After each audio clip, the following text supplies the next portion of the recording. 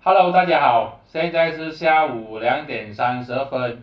有股友就问大洋 Enterprise，我们来看一下，大洋呢就在这个支撑线 POC 1.08就弹上去，过后呢正在这个1.17、1.16紫色线跟蓝色线又站稳了。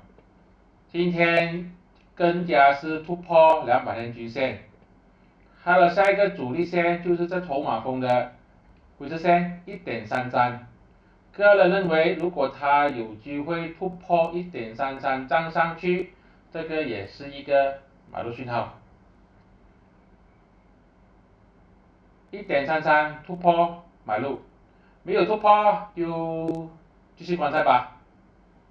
这是我的个人看法，并没有任何的买卖建议，谢谢大家。